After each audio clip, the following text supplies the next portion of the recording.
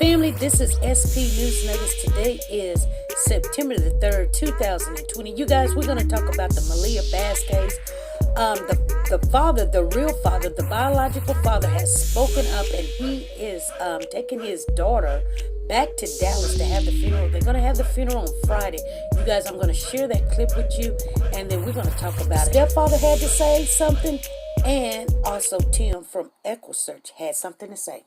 Here we go. Nora's Closet has a new name and a new website, you guys. It's called Nora's Authentic Designer Handbags. And this is the grand opening. And it's open to the public. And we're going to take a look at it before anybody else do. Nora has the Jimmy Choo collection. Handbags and shoes to match. Expensive but worth the price. Shoulder Guess handbag and Louis Vuitton. Guys, she's the queen of handbags. Don't be fooled. And sexy is still in. High heel sandals, flats and pumps. Michael Kors, Chanel, every name brand you can think of. Go over to Nora's Authentic Designer Handbags and more and use your W4C and get your discount. Nora's link is down below. What happened to a little girl named Maliyah Bass? The 2-year-old's body was found in a bayou nearly 20 miles from her home more than a week ago. Tonight, Maliyah's father is telling us he wants justice for his daughter. Here's Grace White. Reminders of a little girl outside the Southwest Houston apartment she called home. I really never got to be a dad until her life was, and be a really father figure to her. The father of 2-year-old Maliyah Bass wants to know how she ended up dead in Brays Bayou. I want the person who did it to come forward. Octavius Bass lives in Dallas, where he brought his daughter's remains. I wanted to bring her down here and try to have something, a nice funeral for her. Back home in Houston, Maliyah's mother's boyfriend has been critical of the investigation. Y'all supposed to have 4 or 5 dogs looking for my baby. He and the mother say Maliyah was at their apartment complex's playground when the mother stepped inside for a few minutes. That's when they claim Maliyah disappeared. I believe that they're probably close to knowing what happened. Tim Miller with Texas EquiSearch says his volunteers were looking up and down the bayou for 2 pieces of key evidence, her toy bag and her clothes. They didn't find them, but they did spot a surveillance camera that showed investigators how high the water got from recent rain. And Miller says there's something else they're keeping an eye on. There's an area that's being protected right now as we speak, in case we need to go to that area and look for some other evidence. While this father waits for answers, he says he just wants one thing for his daughter. I just want justice. I came down there and I walked to the apartment and I found the park. When I walked to the park, I stopped and I just looked and I was like, so that must be the apartment. When I walked to the apartment, I just looked at it. I stared at it for a minute and I put my head down and I shed a couple of tears. Then I walked and I told my family, it's over here. And I tried to be strong or whatever for it. I tried to be so strong, but I just couldn't. I couldn't be strong. I had just bust out in tears because it hurt so bad to see somebody harm my 2-year-old child. Okay, family, let's talk about what's going on.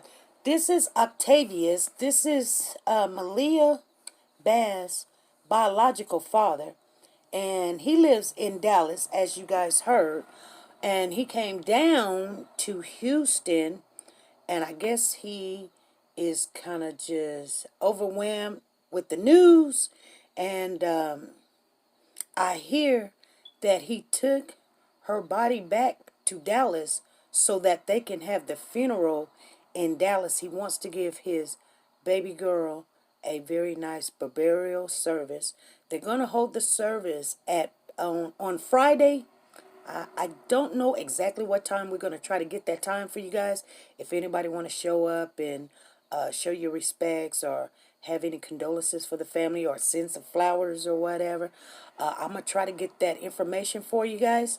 But anyway, as you've seen, the stepdad or the mama's boyfriend, as we call him, mama's boyfriend, because they're not married, but they were living together, so it could be common law married, being the stepfather, was, he still, they should have been having the dogs look for his baby. And a lot of people says he's a very bad actor. But I heard that they have changed the story. The mom and the stepdad had changed the story and said somebody went into the house and took the baby out of the house. Now, I don't know what's going on with this story.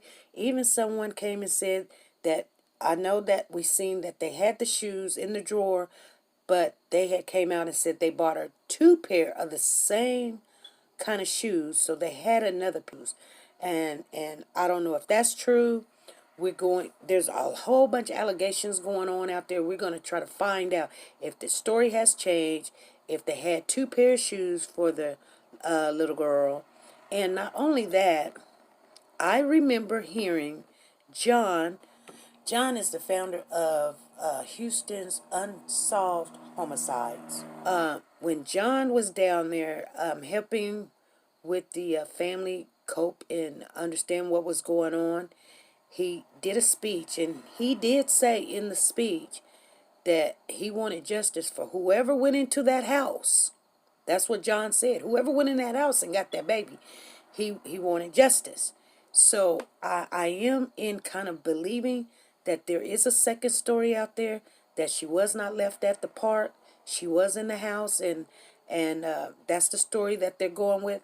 But we also just heard Tim from EquiSearch say that they are covering right now another hot spot where there can be more evidence. And when they find that evidence, I guess they're looking for the backpack or the toy pack and some clothing. Because in one report, they did say that the baby did not have any clothes on. I don't know. I did hear, and we did come up to an agreement that the mother said that the baby was found on an orange floaty.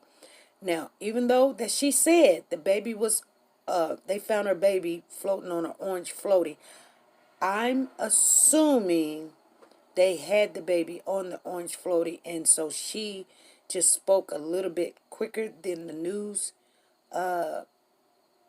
people did, and maybe that was why she said it. We don't know. We're still looking for those things. But also, there was another thing.